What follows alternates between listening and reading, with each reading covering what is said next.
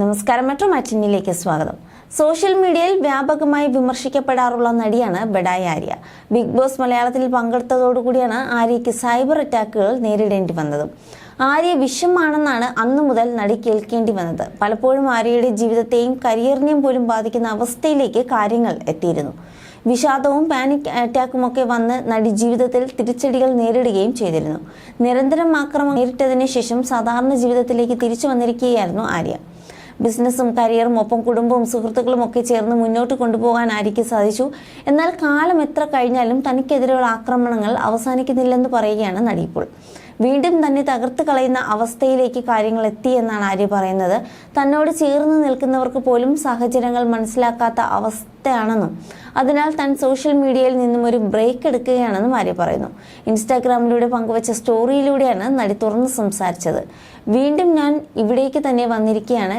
എൻ്റെയും എൻ്റെ പ്രിയപ്പെട്ടവരുടെയും മേൽ ടോക്സിസിറ്റി ചൊരിഞ്ഞ് ഒരു തവണ കൂടി എന്നെ തകർത്ത് കളയാൻ നിങ്ങൾക്ക് സാധിച്ചു. എല്ലാവർക്കും ഇപ്പോൾ അതിൽ സന്തോഷമായി കാണുമെന്ന് വിചാരിക്കുകയാണ്. ഏറ്റവും അടുത്ത ആളുകൾക്ക് പോലും സാഹചര്യങ്ങൾ ശരിക്കും മനസ്സിലാകാത്തപ്പോൾ വേദനിക്കുകയാണ്. എന്തായാലും സാരമില്ല, ഒരിക്കൽ ഇതുപോലൊരു വഴിയിലൂടെ കടന്നു പോയിട്ടുണ്ട്. വീണ്ടും ഇതിലൂടെ തന്നെ കടന്നു പോകുമെന്ന് തന്നെയാണ് ഞാൻ പ്രതീക്ഷിക്കുന്നത്. ചുറ്റുപാടും കൈകാര്യം ചെയ്യാൻ കഴിയാത്ത അത്ര ടോക്സിറ്റിയാണ്. അത് കാരണം എൻ്റെ ഹൃദയത്തോട് ചേർന്ന് നിൽക്കുന്ന ആളുകളെ ഞാൻ വെറുക്കുന്നതിലേക്ക് പോലും ഇത് കൊണ്ടുവന്ന് എത്തിച്ചേക്കാം.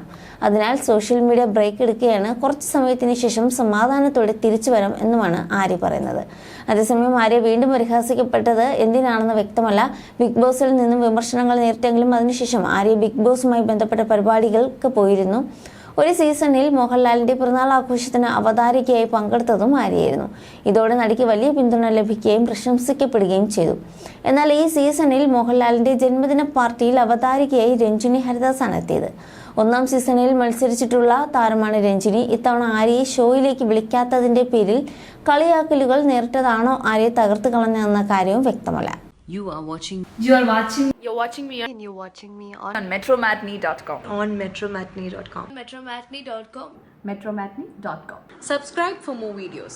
Subscribe for more videos. Subscribe here for more videos. Subscribe now. Thank you.